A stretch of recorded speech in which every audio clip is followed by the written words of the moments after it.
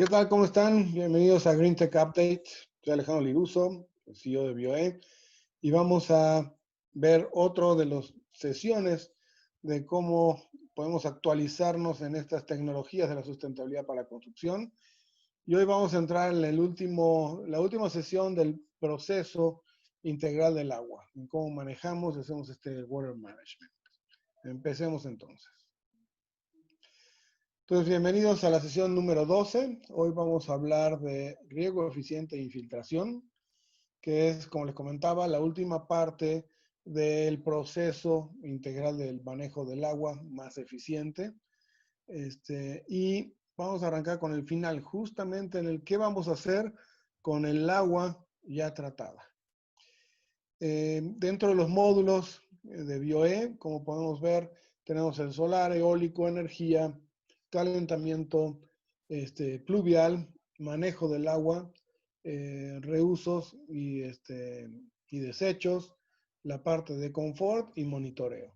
Básicamente ahora con el riego eficiente y la infiltración vamos a tocar desde el No Tech hasta el Positive Tech, pasando por el Less Tech y el High Tech del riego eficiente, ¿sí?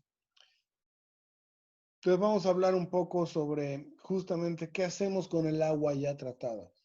¿Nos conviene reusarla o nos conviene infiltrarla, ¿no?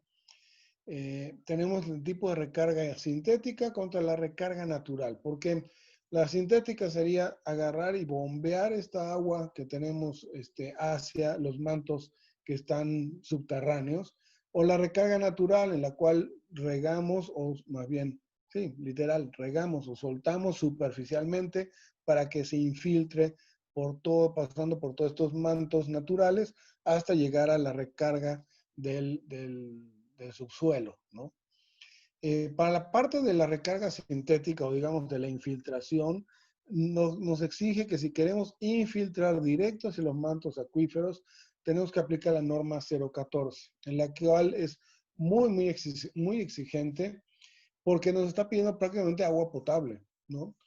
¿Por qué? Porque la idea es que va a ir directo hacia los mantos, o sea, no va a pasar por todas estas capas que naturalmente va a infiltrar. Entonces, la norma es muy exigente, en la cual nos está exigiendo, nos está pidiendo, no, sí, exigiendo tal cual, que sea agua potable, con obviamente todo el costo operativo que lleva esto, y en el cual, bueno, pues si ya la estamos potabilizando, pues ¿para qué la infiltramos? Mejor la utilizamos como agua potable, ¿no?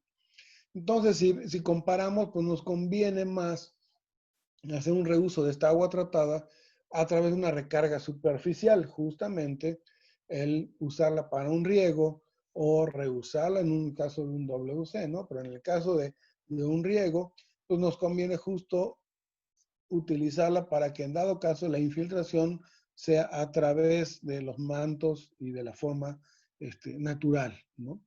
Y tengamos un agua de riego con mayor carga orgánica, lo cual es muy bueno, ¿no? Entonces, dentro de los reusos tenemos el reuso típico en WCs, en el riego, en lavado de autos, ¿no? Sabemos de que un buen tratamiento de aguas residuales pues nos da una calidad de agua tratada bastante buena, como para tener contacto humano en caso de reuso de riego, o en caso de contacto indirecto humano, como sería el caso de la agricultura, ¿no? Entonces, un buen sistema de tratamiento nos puede dar ese efluente suficiente como poderlo hacer, y sabemos de que la calidad de agua con una mínima, pero con algo de carga orgánica, nos va a funcionar perfectamente bien para riego, porque trae nutrientes, ¿no? Funciona mejor incluso que el agua de lluvia o el agua potable, ¿no? Un agua bien tratada no huele, ¿no? Funciona perfectamente para una infiltración, ¿no? Lo único que queda aquí era que a veces los aspectos psicológicos del reuso era una restricción que había, pero hoy en día ya no. Ya mucha gente está de acuerdo. Hay líneas de reuso industriales y líneas de reuso en prácticamente ya todas las ciudades. Y más cuando es un reuso de agua propia, agua tratada propia, funciona la verdad bastante bien, ¿no? Un punto importante es para ahorrar esta agua y hacer este riego eficiente es definir muy bien el paisajismo y especialmente lo que vamos a utilizar dentro del paisaje. ¿Para qué? Para no requerir mayor riego, ¿no? Entonces estamos hablando de la eficiencia de riego y va totalmente ligada con el paisaje. El paisaje debe estar muy bien definido en base al uso y a las áreas que vamos a tener, o sea, si esa área va a ser un área recreativa, si va a ser un área de árboles frutales, si va a ser, o sea, dependiendo del uso, es el paisaje que tenemos que manejar. Hay que analizar obviamente el clima, ¿no? Para ver cómo bueno, cuál es el manejo natural de estas estaciones del año y qué clima para ver qué plantas son las que vamos a usar. Es muy común el estar cambiando y queriendo meter en climas de unas regiones vegetación que es de otras regiones y luego pues, nos causan un grave problema en el riego, un exceso de requerimiento de agua, ¿no? Para que esta vegetación sobreviva, ¿no? O al mismo tiempo también de usar, por ejemplo, pastos y demás que consumen mucha agua para poderlos manejar muy verde. El otro punto también es muy importante es el análisis del suelo. Y lo vamos a ver también por el punto de vista de riego, cómo el suelo es muy importante y determinante de cómo vamos a manejar esta agua, ¿no? El asoleamiento también, o sea, si queremos poner plantas de sombra, hay que tener cuidado justamente de las sombras que se van moviendo durante el día. Y si queremos plantas en las que debe tener mucha agua, pues buscar de que la evaporación sea lo menos posible a través de un sol directo, ¿no? La altitud, nos trae muchos problemas en la elección de las plantas, porque al igual que justamente el suelo y el clima, la altitud depende mucho del tipo de planta que se va a utilizar, ¿no? Al final, bueno, lo ideal es buscar plantas endémicas, plantas del lugar, no importar plantas de otros lados, de otras regiones, como veíamos, y muchas de estas plantas son las que están más adaptadas al lugar y a las lluvias que hay en el momento, ¿no? Entonces, el diseño de un riego eficiente, con un control de riego y con un mantenimiento apropiado, todo esto va a hacer de que conservemos mayor agua, ¿no? Como veíamos de los suelos son muy importantes, especialmente por el tipo de suelo que tengamos, en cuanto a cuáles van a absorber más agua más rápido o menos rápido, o incluso algunos que van a ser totalmente impermeables. Entonces, es muy importante conocer el tipo de suelo que hay, porque justamente lo vemos aquí abajo en el manejo de este riego, dependiendo del tipo de suelo va a ser como nuestro bulbo de riego va a pegarle hacia las raíces, ya sea aprovechando el agua o nutriendo perfectamente la planta o incluso desperdiciando agua, ¿no? Como por ejemplo podemos verlo aquí, ¿no? Un suelo arcilloso que es muy impermeable, el agua va a ser más superficial, entonces si no logramos regar bien toda la raíz, pues la planta va a empezar a secarse, ¿no? En el caso de si vemos una arena o un limo, ¿no? Ahí podemos ver cómo perfectamente podemos manejar una irrigación en el cual logramos manejar todo el bulbo completo de raíces para poder humedecerlo como debe ser y así tome agua y nutrientes la planta. O cuando es algo muy arenoso en el cual se infiltra muy rápido, pues vamos a estar desperdiciando mucha agua si usamos la misma cantidad de agua para este suelo, porque esa agua va a permear muy rápido, ¿no? El punto del asolamiento también es muy importante. Si nosotros queremos generar, por ejemplo, para cubrir donde está este señor parado, que ahí están las plantas, pues vamos a ver que mínimo la mitad del día va a ser de puro sol completo, dependiendo de cómo estamos, ¿no? Mientras que del otro lado, que tenemos una barda, a lo mejor podemos llegar a tener una sombra en las mañanas, ¿no? Entonces, es muy importante el manejar tanto las plantas como el riego, dependiendo justamente de este asoleamiento y saber bien que el movimiento de asoleamiento durante el día nos puede cambiar las necesidades de agua y de riego, por lo cual las plantas que se pongan pueden llegar a ser diferentes, ¿no? Aquí podemos ver un esquemita justamente del lado derecho de los requerimientos de agua dependiendo de la vegetación que tenemos, ¿no? Digamos que estuviéramos viendo las capas de la tierra de abajo hacia arriba Y estos serían los bulbos de humedad que requieren, como podemos ver, el largo aquí tenemos un árbol, requiere mucha mayor cantidad de agua en el subsuelo, como podría ser un pasto, ¿no? Que es muy superficial, o algunas plantas en las cuales llevan un poquito más abajo. Entonces, conociendo esto es la cantidad de irrigación que debemos de manejar. Y hay diferentes tipos de irrigación. La irrigación por inundación, obviamente, es la que menos tenemos que tratar de manejar cuando estamos hablando de riego eficiente de manejo del agua, ¿no? De lo más integral y eficiente posible. Irrigación pasiva, en la cual dejamos circular el agua a través de canales de irrigación. La irrigación por aspersión, que lo vamos a ver más adelante, por goteo, o la irrigación subterránea. Y un punto importante va a ser este monitoreo y control que tengamos del riego, ¿no? Entonces vamos a hablar de la irrigación pasiva. En el caso específico de este proyecto, el Valle de Bravo, lo que hicimos fue a través de un humedal, generamos este estanque de agua, que es agua tratada de la red municipal, la tenemos en el terreno, manejamos una aireación a través de una cascada, pero lo que hicimos fue todo el muro perimetral, es un acueducto en el cual tenemos estas bajadas que nos abastecen estos canales de riego para hacer esta generación de riego pasivo. Este riego es simplemente una decantación, dependiendo de la zona, qué cultivos son los que tienen. Entonces, en base a eso, pues si requieren más o menos agua, se maneja este tipo de infiltración a través de un riego totalmente pasivo, ¿no? El riego por aspersión es un riego de los más usados, es el de los más conocidos. Todos hemos visto los aspersores, ¿no? Hay unos más eficientes, unos menos eficientes, con rotor, sin rotor y demás. La desventaja que se tiene es que hay muchísima evaporación, o sea, más del 40% del riego por aspersión se evapora. Y no nada más el agua, sino también los nutrientes que puede usar el agua, ¿no? Entonces, aquí podemos ver diferentes sistemas. Los más conocidos son, por ejemplo, estos en los campos de golf, ¿no?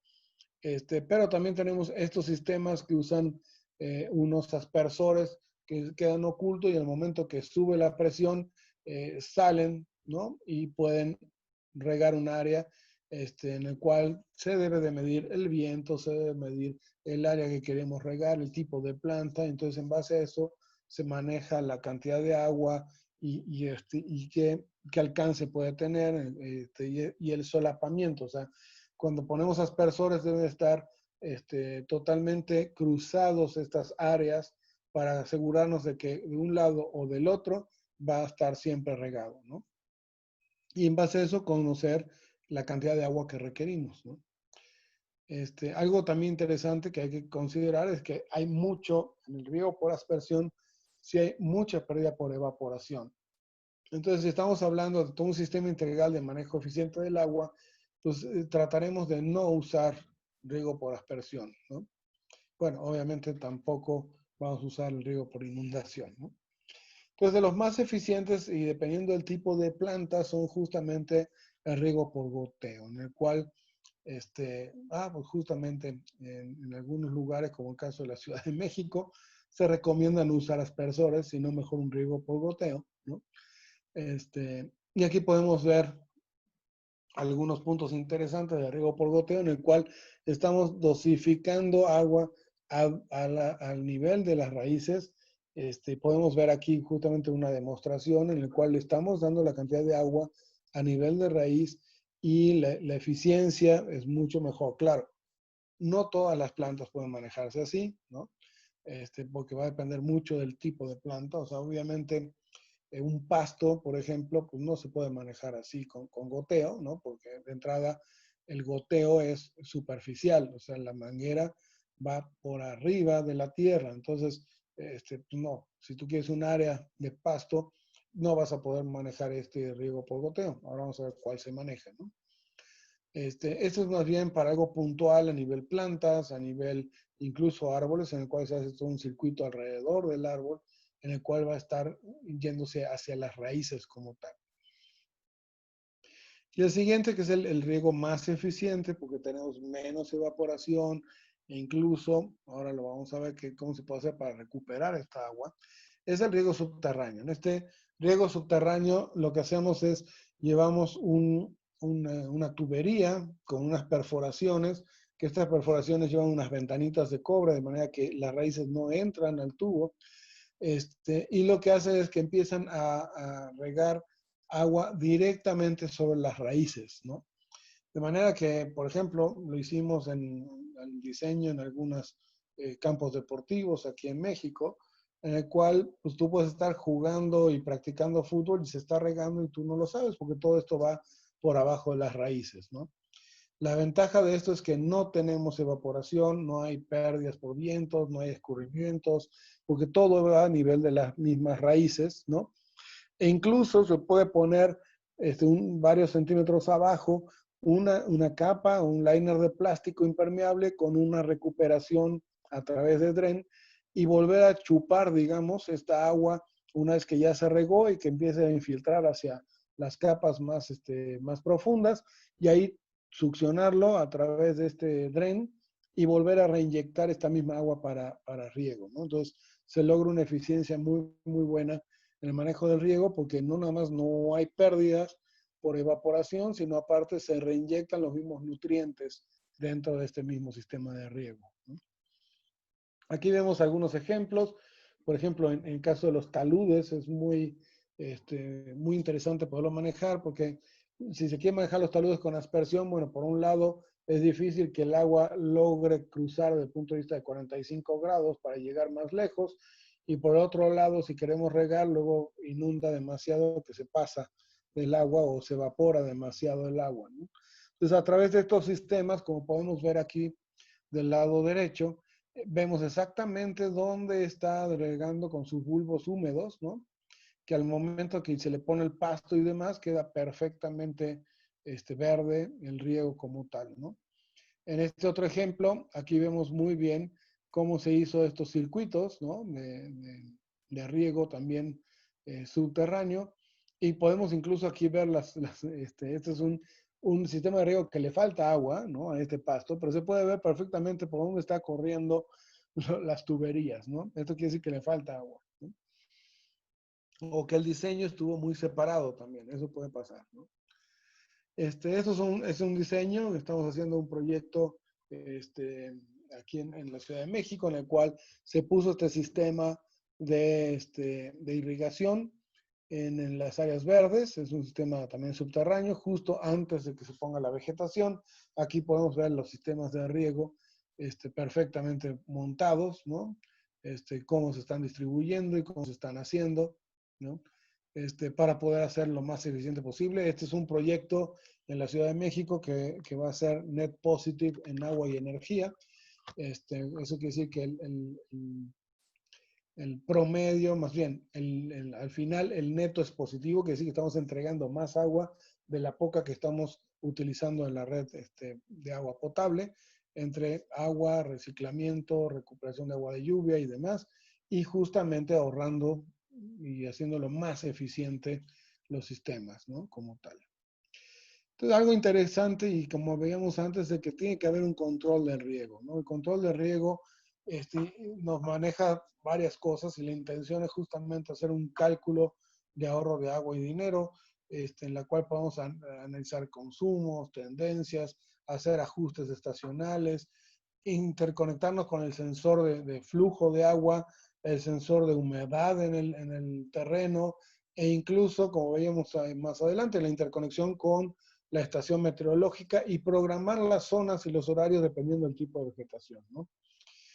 Podemos incluso sobre el mismo pronóstico del tiempo, si va a llover mañana, bueno, saber cuánto es lo que se pronostica que va a llover y entonces ver si es necesario regar o a lo mejor ya no riego, ¿no? Entonces, esto nos ayuda muchísimo a hacer un manejo mucho más eficiente del agua. Aquí hay algunos ejemplos. La gran mayoría tienen sus apps donde incluso zona por zona yo puedo decirle qué tipo de vegetación es la que está y entonces solito se conecta con el pronóstico del tiempo, ve cuánto va a llover, evalúa sobre esta vegetación que está en esta zona, si va a requerir más agua o menos agua dependiendo de la lluvia que va a haber o no, y en dado caso prende o no prende, ¿no?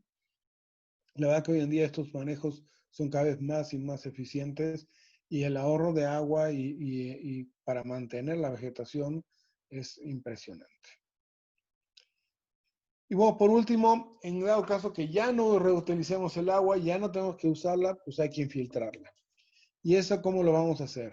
Pues a través de sistemas de infiltración. Antes habíamos visto estos cubos que los usábamos para hacer sistemas de almacenaje de agua a través de un liner impermeable alrededor.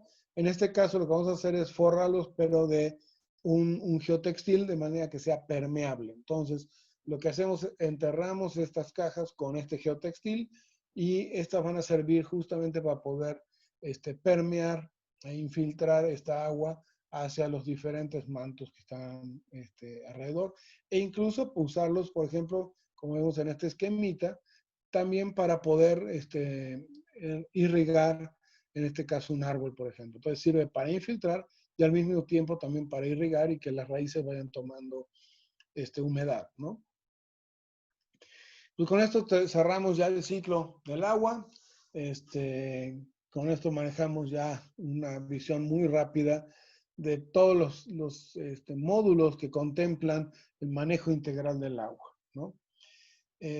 Bueno, quiero antes de pedirme comentarles un poco en LifeFlow cómo estamos organizados. Tenemos BioE, que es nuestro área de diseño y certificaciones de ingenierías totalmente sustentables. Plastic Plumber, que es nuestro brazo que implementa estas instalaciones. Master Stock es nuestra abastecedora de tecnologías y equipos para la construcción sustentable, para cualquiera que quiera armar un proyecto sustentable. Master Stock maneja estos equipos. Biotechnic, que es nuestro programa de actualización y renovación de edificaciones que ya existen para hacerlas más sustentables. Regenera, que es nuestra área, digamos, de cambio a nivel empresarial y gerencial de la mentalidad hacia la sustentabilidad y la economía circular. GOTS, que es nuestra área de equipamiento, de monitoreo y control de performance justamente sustentable. Y nuestra fundación, que es la Asociación Ciudadana en la que promovemos la sustentabilidad, CUBE, ¿no? Dentro del manejo como tal de todo el esquema, utilizamos este ciclo BioE en el que manejamos todos los aspectos de un proyecto sustentable y de ahí generamos el BioE Index, que es como nosotros calificamos cada uno de los proyectos para ver dentro de todo qué tan verde es para nuestros parámetros, son parámetros propios, ¿no? Y es el índice que nosotros manejamos para poder evaluar un proyecto de estos.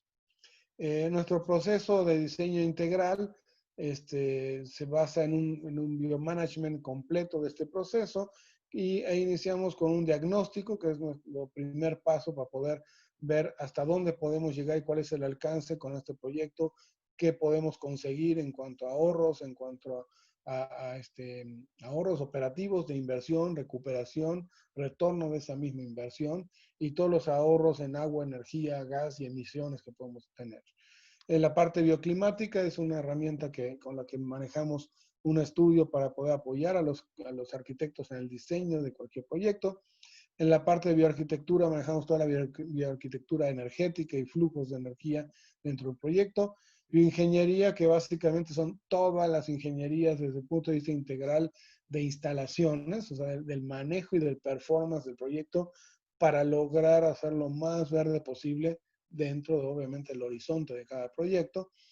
Y biocoaching, que es donde asesoramos y vamos juntos, incluso desde el momento que concebimos el proyecto, para enfocarnos hacia algunas de las 6 o 7 certificaciones sustentables que manejamos dentro de BioE.